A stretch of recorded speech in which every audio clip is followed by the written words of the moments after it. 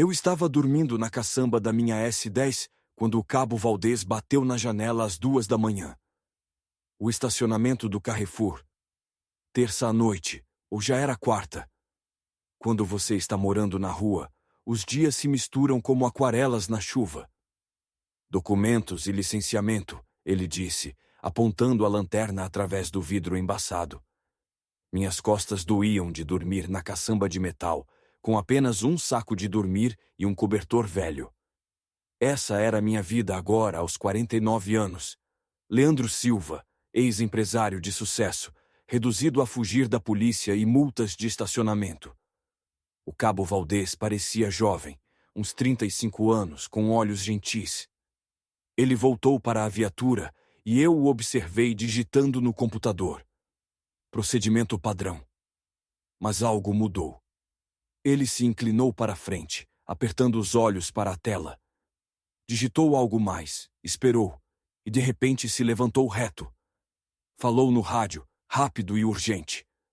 Voltou para minha caminhonete, mas desta vez sua mão descansava na arma. Senhor Silva, preciso que o senhor desça do veículo devagar. Mantenha as mãos onde eu possa vê-las. Cabo, qual é o problema? É só uma infração de estacionamento. Senhor, por favor, desça do veículo. Desci, mãos levemente levantadas. O cabo Valdez me olhou com medo misturado com confusão. Quando consultei sua CNH, apareceu algo. Há uma marcação federal no seu cadastro de 1987. 1987, eu tinha 17 anos. Ele virou a tela para que eu pudesse ver. Letras vermelhas pulsando. Marcação federal. Notificação Polícia Federal obrigatória. Pessoa de interesse. Data: 15/08/1987. A Polícia Federal quer sua localização exata. Estou mandando alguém agora. A data clicou na minha memória. 15 de agosto de 1987. O dia em que meu tio Roy morreu naquele acidente de carro. O mesmo tio que tinha me deixado sua velha S10, a caminhonete que usei para começar meu negócio de paisagismo. Mas o tio Roy sempre foi misterioso sobre seu trabalho. Enquanto sentava naquela calçada fria, um pensamento me consumiu. Em que o tio Roy estava envolvido? E por que meu ex-sogro, Geraldo Pinheiro, pareceu tão satisfeito quando soube da minha conexão com Roy? Sobrinho de Roy Silva. Isso explica tudo, ele tinha murmurado. 20 minutos depois, uma Hilux preta com placas do governo chegou. A agente Débora Kincaid da Polícia Federal saiu, pura objetividade no terno escuro. Leandro Silva, filho de Leonardo Silva, sobrinho de Roy Silva. Sim, senhora. Senhor Silva, estamos procurando pelo senhor há muito tempo. Seu tio deixou algo de importância nacional antes de morrer. E eu acredito que a razão de o senhor estar dormindo neste estacionamento tem tudo a ver com o que ele descobriu há 37 anos. Ela me mostrou uma fotografia.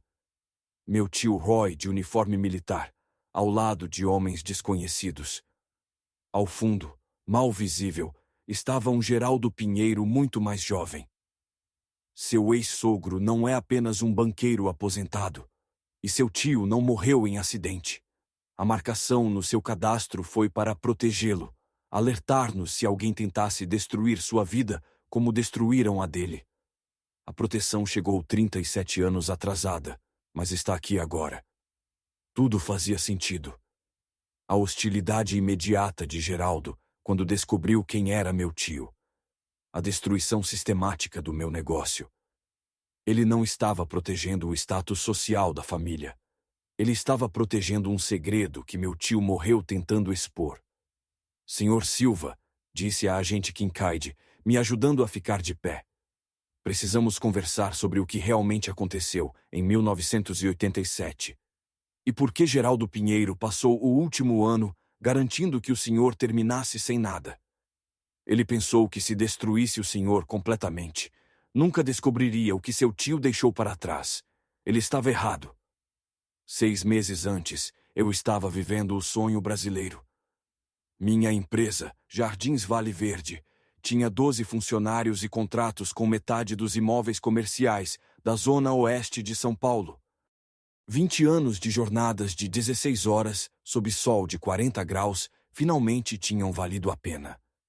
Eu era o paisagista mais confiável da região. Renata e eu estávamos casados há 24 anos. Nossa casa em Alphaville, churrasqueira, piscina. André, 22 anos, terminando a administração na FGV. Beatriz, 19, segundo ano de enfermagem. Eram bons filhos, tudo que um pai poderia querer. Mas sempre houve tensão com a família da Renata. Um paisagista, disse Geraldo Pinheiro quando Renata me apresentou no clube. Ele olhou minhas mãos calejadas, calculando o meu valor e me achando insuficiente. Que interessante. Geraldo era dinheiro antigo de São Paulo. Vice-presidente sênior do Banco Paulista Financeiro por 30 anos, movendo dinheiro como peças de xadrez, enquanto caras como eu moviam terra e plantavam árvores. Sua esposa Marlene era pior, com lembretes constantes do que Renata poderia ter tido. O filho do Dr. Brenner acabou de comprar uma casa nos Jardins. 800 metros quadrados. Lembra quando ele te levou para a formatura, Renata? Tiago, irmão da Renata, herdou a arrogância do pai, junto com sua empresa imobiliária. Outro presente que caiu no colo sem um único calo. Pai construiu algo do nada, André diria, me defendendo. Ele emprega 12 pessoas. Qualquer um pode cortar grama, André, Geraldo respondia, girando o vinho. É preciso visão para construir riqueza de verdade. Há um teto para o quão longe o trabalho manual pode levar um homem. Cada propriedade que eu mantinha representava algo conquistado com minhas próprias mãos. Sem herança, sem conexões. Apenas Leandro Silva e sua disposição para trabalhar mais que todos. Renata costumava me defender nos primeiros anos. Leandro é um homem bom, pai. Ele cuida da família. A cuidar e a proporcionar a vida que eles merecem, Geraldo respondia, olhos cinzentos frios. Você poderia ter tido tanto mais, querida. Nossa vida era boa. Férias em Guarujá, 2 carros, sem preocupações financeiras. Eu treinei o time do André por 10 anos. Nunca perdi uma apresentação da Beatriz. Churrascos, jantares em restaurantes, onde os donos sabiam nossos nomes. Uma vida sólida, construída em trabalho honesto. Mas Geraldo plantou sementes de dúvida na mente da Renata, regando-as com comentários constantes. Cada reunião de família era humilhação sutil. Ele me apresentava aos amigos como o marido da Renata, ele trabalha com jardins, como quem menciona um problema com bebida. O último dia normal foi uma quinta-feira em março. Acabei de conseguir um contrato com um complexo médico, meu maior negócio. Cheguei com champanhe, pronto para comemorar. Encontrei Renata à mesa da cozinha com os pais, papéis espalhados. Geraldo olhou para mim com algo que nunca tinha visto em seus olhos. Vitória. Leandro, disse Renata, voz estranha e formal. Precisamos conversar sobre nosso futuro. Tudo começou a desmoronar quando Geraldo se aposentou do Banco Paulista Financeiro. A aposentadoria deu a ele algo perigoso: tempo e propósito focados em consertar a vida da filha. Ele aparecia no escritório da Renata toda manhã, com café e veneno. Você tem 47 anos vivendo abaixo do seu potencial. Deveria estar vendendo mansões no Jardim Europa, não 3 quartos em Tatuapé. A sabotagem começou sutilmente. Tiago me chamou no escritório dele. Ele era dono de 7 shopping centers, e a Jardins Vale Verde mantinha todos, 30% da minha receita anual. Leandro, nada pessoal. Encontrei uma empresa que pode fazer por 20% a menos. São apenas negócios. Tiago, trabalhamos juntos há 8 anos. Decisão tomada. Eles começam segunda-feira. Perdi 300 mil em uma conversa. Em 2 semanas, minha linha de crédito foi congelada. O Banco Paulista Financeiro era meu credor há 15 anos. Histórico perfeito. Tenho folha de pagamento na sexta-feira. Deve ser resolvido em 4 a 6 semanas. Esvaziei economias pessoais, estourei cartões de crédito, mas na 4ª semana comecei a demitir pessoas. Miguel, me desculpa. Assim que se resolver, você é meu primeiro telefonema. Não é sua culpa, chefe. Ele tinha 3 filhos e hipoteca. Enquanto isso, Geraldo trabalhava na Renata com precisão cirúrgica. Trazia anúncios de mansões, mencionava casualmente amigos bem-sucedidos. Renata começou a chegar tarde, pulando jantares, sem aliança. Talvez o papai esteja certo, ela disse. Você é um homem bom, mas nunca vai ser bom o suficiente. Estamos presos no mesmo lugar de 10 anos atrás. Presos, temos filhos ótimos, nossa casa, viagens.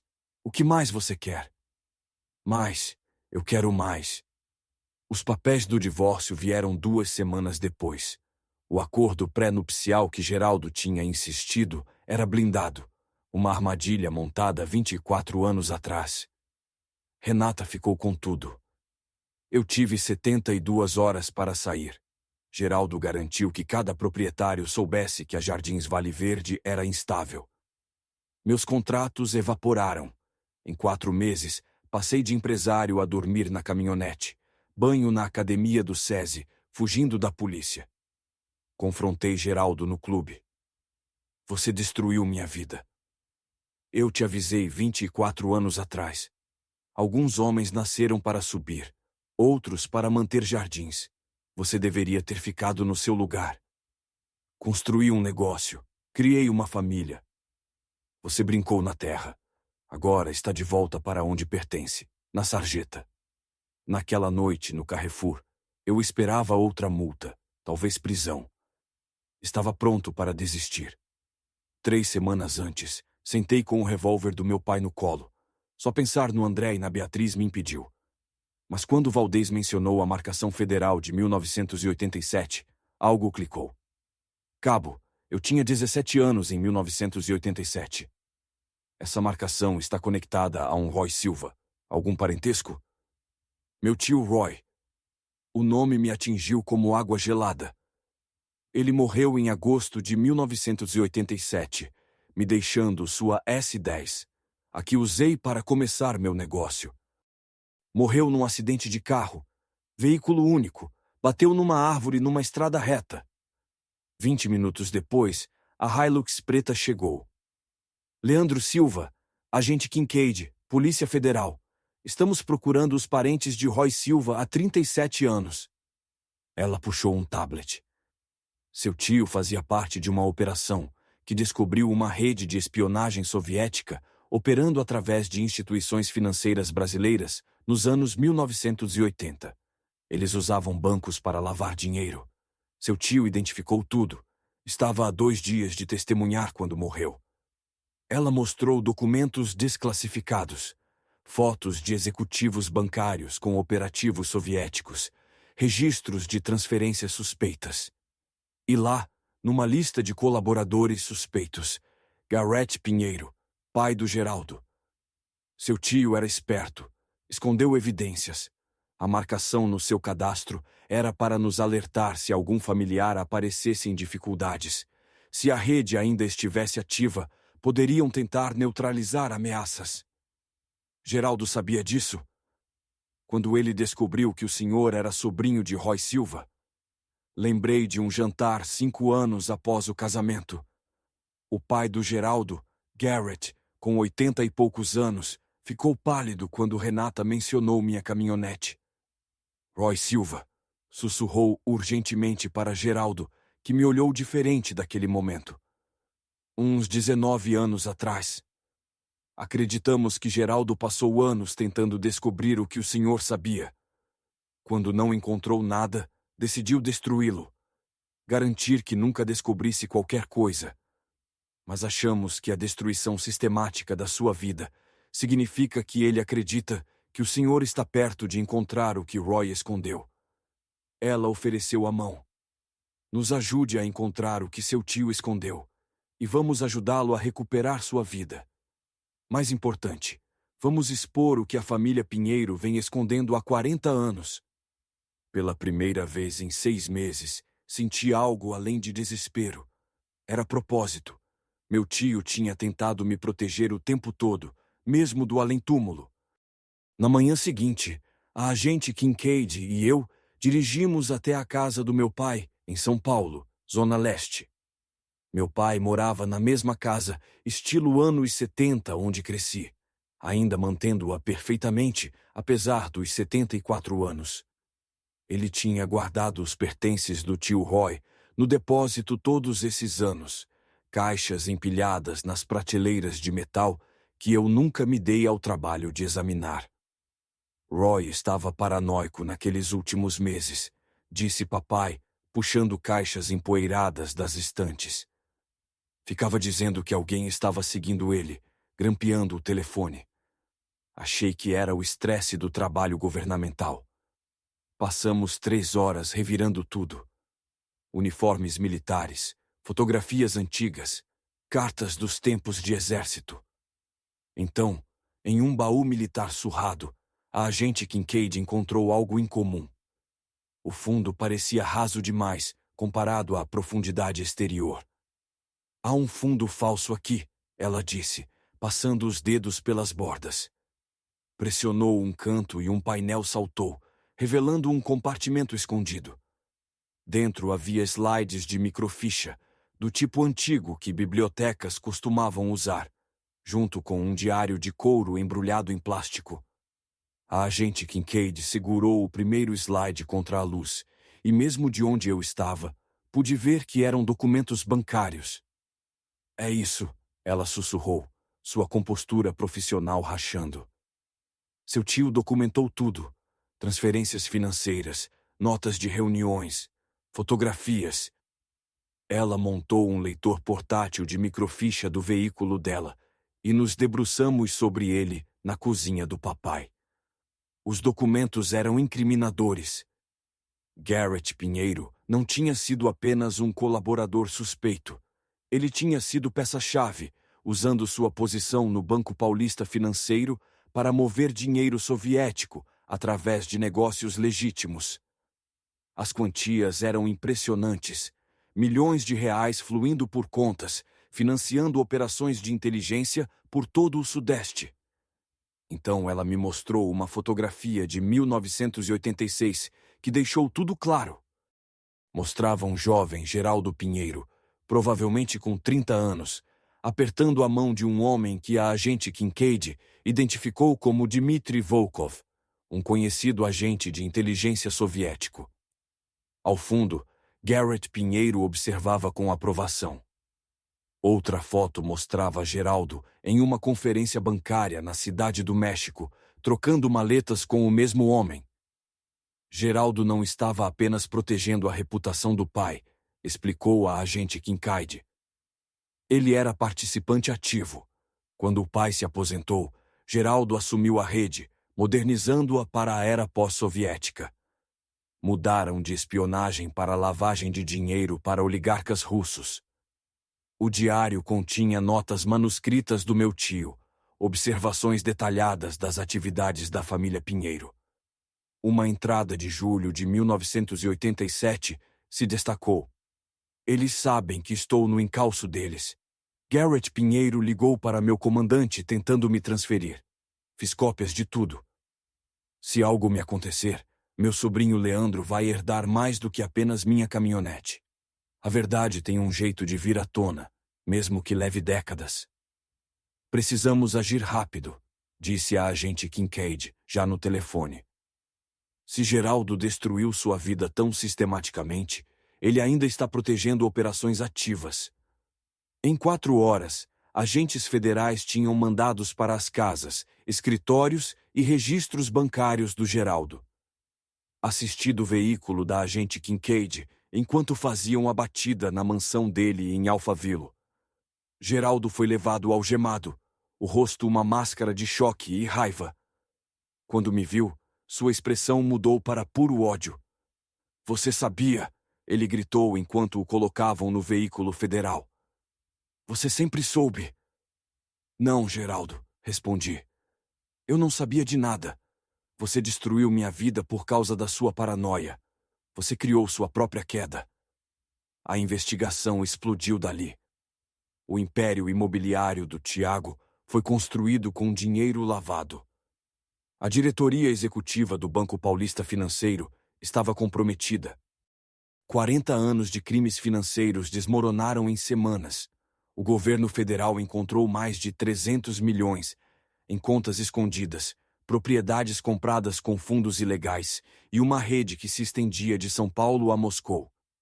Meu telefone tocou enquanto assistíamos o pessoal da Polícia Federal carregar caixas da casa do Geraldo. Era o André. Pai, o que está acontecendo? A mãe está histérica. Agentes federais estão na casa do vovô. As notícias estão falando algo sobre lavagem de dinheiro russo. Estão dizendo que você está envolvido de alguma forma. Não estou envolvido do jeito que eles pensam, filho. Seu avô estava escondendo algo terrível há 40 anos. Ele destruiu nossa família para proteger os crimes dele. A mãe quer falar com você, disse André. Ouvi vozes abafadas. Então Renata entrou na linha. Leandro, eu não sabia. Juro por Deus que não sabia. Meu pai me disse que você estava me segurando, que você estava abaixo de mim. Mas eram todas mentiras, não era? Ele estava com medo de você. Não de mim, Renata. Da verdade que meu tio deixou para trás. Ela estava chorando agora.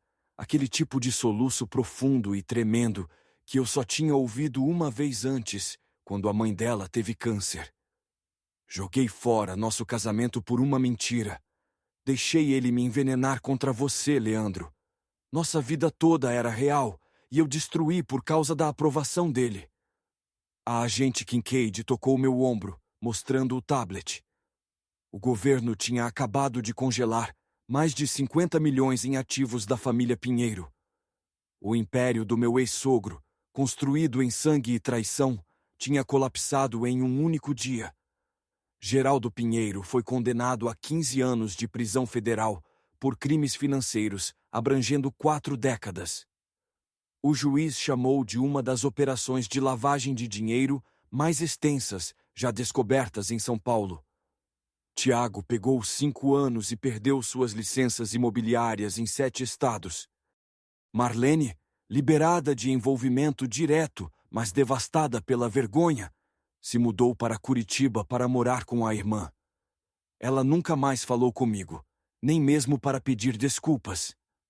O Banco Paulista Financeiro enfrentou supervisão federal e pagou 90 milhões em multas por falhas institucionais. 23 executivos foram indiciados. O escândalo virou notícia nacional por semanas, com repórteres chamando de Rede Pinheiro e rastreando conexões com oligarcas russos que vinham usando o Sudeste brasileiro como sua lavanderia pessoal de dinheiro sujo. O Programa de Proteção à Testemunha do governo me ofereceu uma recompensa substancial pelos documentos recuperados, 2 milhões de reais, mais outro 1 milhão dos bens confiscados como restituição pela destruição deliberada do meu negócio. Não era sobre o dinheiro, embora certamente ajudasse. Era sobre vindicação. Cada pessoa que tinha assistido Geraldo me humilhar naqueles jantares do clube agora sabia a verdade. O homem que me chamava de terra debaixo das unhas estava indo para a prisão federal algemado. Usei o dinheiro da recompensa para reconstruir a Jardins Vale Verde. Mas desta vez, fiz do jeito certo. Recontrarei Miguel e minha antiga equipe, dando-lhes participação acionária na empresa. Somos maiores agora do que antes, com contratos que a influência do Geraldo não pode mais tocar. O complexo médico que tinha cancelado nosso contrato durante a campanha do Geraldo contra mim, eles ligaram implorando para voltarmos. Cobrei o dobro. Pai, você nunca foi não bom o suficiente, Beatriz me disse durante um jantar 6 meses depois, após a sentença do Geraldo.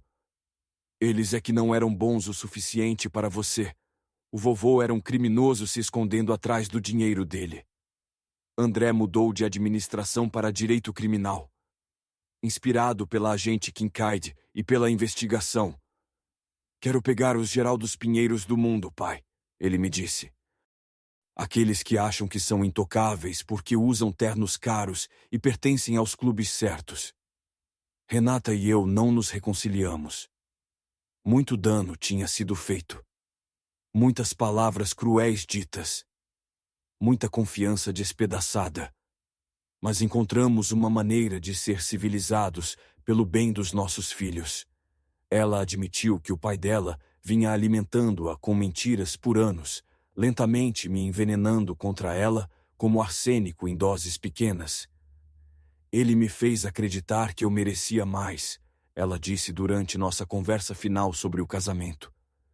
Me convenceu que sua falta de ambição estava me segurando. Mas, Leandro, o que eu tinha com você já era melhor do que qualquer coisa que o mundo dele podia oferecer. Troquei amor verdadeiro por ouro de tolo. Ela vendeu a casa e se mudou para um apartamento pequeno em Tatuapé, trabalhando para reconstruir sua carreira imobiliária sem as conexões do pai. A última notícia que tive era que estava indo bem, focando em ajudar famílias jovens a encontrar suas primeiras casas em vez de perseguir anúncios de luxo. O cabo Ramon Valdez e eu nos tornamos amigos improváveis. Nos encontramos para cerveja uma vez por mês, em um bar esportivo no centro. Sabe, senhor Silva, ele disse uma noite. Naquela noite que te parei, quase não consultei sua CNH. Algo me disse para verificar. Talvez tenha sido o instinto. Talvez tenha sido outra coisa. Essa outra coisa pode ter sido o tio Roy olhando por mim. Nunca vou saber com certeza, mas gosto de pensar que ele estava esperando todos aqueles anos pelo momento certo, para a justiça finalmente vir chamando. Ele morreu protegendo o Brasil de inimigos escondidos à vista de todos, e 37 anos depois, seu sobrinho terminou o trabalho. Ainda dirijo caminhonetes, ainda trabalho com as mãos, ainda volto para casa coberto de terra honesta. Mas agora eu sei a verdade. Geraldo Pinheiro não tentou me destruir porque eu não era bom o suficiente. Ele tentou me destruir porque temia que eu pudesse ser exatamente bom o suficiente para expor o que a família dele realmente era. O paisagista que ele zombou por brincar na terra estava sentado em cima de um tesouro enterrado o tempo todo, o tipo que pode derrubar reinos construídos em mentiras. Minha história não é sobre vingança ou mesmo justiça, realmente. É sobre a verdade tendo paciência. Sobre como segredos enterrados no concreto paulista têm um jeito de vir à superfície quando o tempo está certo. É sobre entender que às vezes as pessoas que te dizem que você não é bom o suficiente estão realmente apenas aterrorizadas de que você possa ser melhor do que elas em todos os sentidos que importam. Os homens que mantêm os jardins, que constroem com as mãos, que ganham seus calos e usam seu suor com orgulho, somos a espinha dorsal deste país. E às vezes também somos aqueles que acabam mantendo o Brasil limpo, de maneiras que ninguém espera.